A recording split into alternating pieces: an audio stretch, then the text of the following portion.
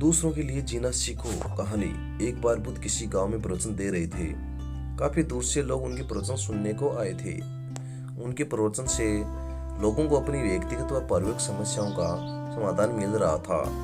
इसी गांव की गली में एक गरीब व्यक्ति अपनी छोटी सी कुटिया में रहता था। वह बार बार बुद्ध के प्रवचन सुनने की लालसा लिए लोगों के झुंड को अपनी कुटिया के सामने से गुजरते हुए देखा करता था। एक दिन उसके मन में एक प्रश्न आया कि भगवान बुद्ध के शिविर में जाते समय लोगों के उदास एवं परेशान दिखाई पड़ते हैं, पर उनके प्रवचन सुनकर वापस आ रहे लोगों के चेहरों पर एक अजीब सी प्रसन्नता, आत्मविश्वास और शांति के भाव दिखाई पड़ते हैं।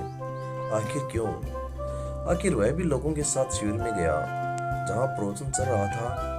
उसने देखा प्रवचन समाप्त हो गया है। वो लोग अपनी समस्याओं व परिस्थितियों के समाधान को लेकर बुद्ध से मिल रहे हैं। भगवान बुद्ध बड़े ही शांत मन से उनकी सबकी बातें सुनकर उनके समाधान बता रहे थे। अंततः उस गरीब व्यक्ति का भी नंबर आया। वह तथागत के सम्मुख खड़ा था। वह बोला, महात्मा, ईश्वर ने सबको इतनी खुशियां दी है, धन धान्य दिया है, पर ईश्वर ने मुझे इतनी गरीबी और दुखी क्यों दिया है? मैंने भला ऐसा कौन सा पाप कर्म किया है जिसके कारण मैं गरीबी और दुखों से भरा जीवन जीने के लिए विवश हूँ? इस गरीब को बातें सुनकर भगवान बुद्ध बड़े ही करुणा भरे स्वर में बोले, वत्स, क्या तुमने कभी किसी को कुछ दिया है? वह बोला, प्रभु, भला मैं किसी को क्या दे सकता हूँ? मेरे पास किसी को देने के लिए है ही क्या? मैं तो स्वयं बड़ी मुश्किल से अपने और अपने परिवार का भरण पोषण कर पाता हूँ। कई बार तो हमारे पूरे परिवार को भूखे पेट ही सोना पड़ता है।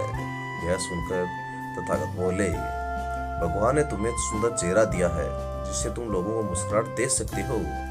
तुम्हें सुंदर मुख दिया है जिससे तुम लोगों की प्रशंसा कर सकते हो। भगवान ने तुम्हें 2 हाथ दिए हैं जिससे तुम लोगों की मदद कर सकते हो।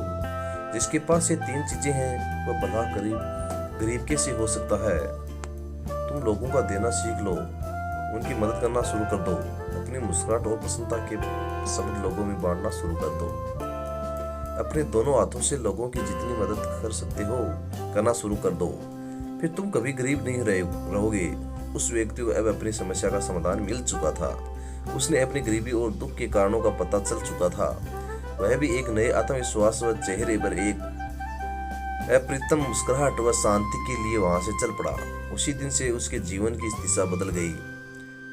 वह नहीं रह गया जो वह अभी भी बुद्ध से मिलने के कुछ पल पूर्व तक था।